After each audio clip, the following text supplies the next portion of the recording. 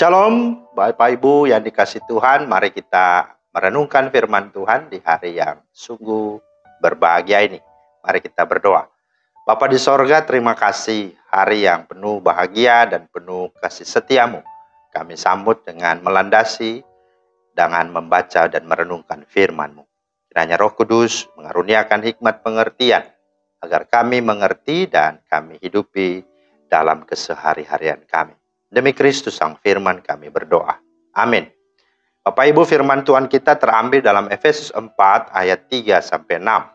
Dan berusahalah memelihara kesatuan roh oleh ikatan damai sejahtera, satu tubuh dan satu roh, sebagaimana kamu telah dipanggil kepada satu pengharapan yang terkandung dalam panggilanmu.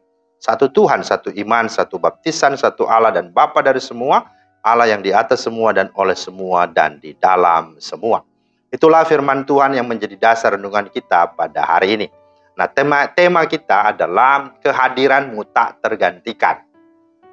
Nah, Bapak Ibu, di zaman serba canggih ini, apalagi di tengah masa disrupsi digitalisasi internet, banyak orang beribadah tanpa harus pergi ke gereja. Ada gereja namanya gereja BTEV atau gereja online di internet. Setiap minggu orang bisa beribadah di depan layar kaca. Bahkan di Amerika ada gereja yang menawarkan ibadah drive-thru. Anda bisa beribadah tanpa turun dari mobil. Cukup buka kaca mobil Anda. Petugas akan memberi CD berisi khotbah, lembar bacaan Alkitab, serta kotak berisi roti dan air anggur perjamuan. Kemudian Anda bisa memberi kolekte atau minta didoakan, lalu melanjutkan perjalanan sambil mendengarkan CD khotbah.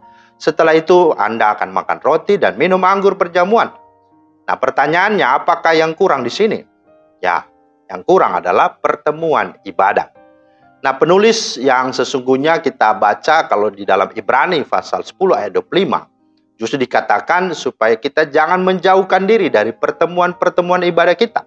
Maksudnya adalah ibadah atau persekutuan bersama di mana umat Tuhan saling bertemu, saling bertatap muka dan hadir bersama-sama. Kehadiran itu sangat penting. Sebab kita tidak dirancang untuk hidup sendiri-sendiri dan menyendiri. Sebagai orang-orang percaya dan anggota tubuh Kristus, kita diciptakan dan diselamatkan untuk 3 hal. Yang pertama, untuk saling terhubung. 1 Korintus 12, 26, 27 berkata, karena itu jika satu anggota menderita, semua anggota turut menderita.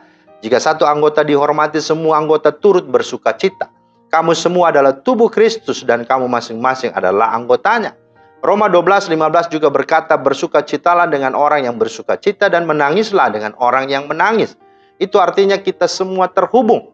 Ketika satu anggota sakit, maka semua pun terhubung merasakan sakit yang ada. Demikian pun sebaliknya. Yang kedua, sebagai anggota tubuh Kristus, kita harus berfungsi dengan saling melengkapi. 1 Korintus 12, 18-21 berkata, tetapi Allah telah memberikan kepada kita anggota masing-masing secara khusus suatu tempat pada tubuh seperti yang dikehendakinya. Andai kata semuanya adalah satu anggota, di manakah tubuh? Memang ada banyak anggota tetapi hanya satu tubuh. Jadi mata tidak dapat berkata kepada tangan, aku tidak membutuhkan engkau. Dan kepala tidak dapat berkata kepada kaki, aku tidak membutuhkan engkau. Jadi artinya semua anggota kita saling berfungsi. Dan itu sebabnya kita perlu kehadiran, kita perlu saling di situ. Yang ketiga, kita harus saling menghormati dan membangun.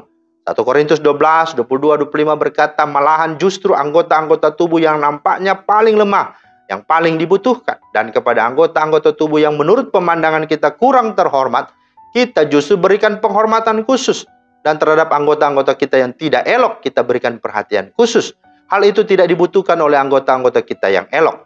Allah telah menyusun tubuh kita begitu rupa, sehingga kepada anggota-anggota yang tidak mulia diberikan penghormatan khusus, supaya jangan terjadi perpecahan dalam tubuh, tetapi supaya anggota-anggota yang berbeda itu saling memperhatikan dan saling melengkapi. Nah, itulah sesungguhnya alasan mengapa kita harus bersama-sama, kita harus hadir, kita harus terhubung. Karena kita punya sesuatu, satu dengan yang lain, punya fungsi, punya peran, dan punya segala yang baik. Itulah sebabnya dengan Tuhan menghadirkan gereja sebagai tubuhnya, maka kehadiranmu dalam persekutuan, dalam ibadah dan pelayanan tidak akan pernah tergantikan oleh apapun dan oleh siapapun. Karena itu mari bersyukurlah dengan semua anggota tubuh, dengan semua anggota dalam gerejamu. Karena sungguh betapa pentingnya kehadiranmu dan kehadiran mereka semua. Itu sebabnya kita bersyukur. Maka ketika situasi dan kondisi harus menggunakan yang namanya teknologi yang canggih, digital, internet, ya justru itu adalah alat ujian bagi kita sebagai persekutuan. Apakah kita masih terhubung? Apakah kita masih mau melengkapi dan masih menghormati dan masih mau membangun satu sama lain sekalipun di tengah disrupsi teknologi atau digitalisasi, bahkan di tengah-tengah era zaman yang sangat individualistis ini. Karena itu sebabnya mari terhubunglah dan bersatulah, dan itu hanya Anda bisa temukan dan alami di dalam persekutuan, di dalam gerejamu.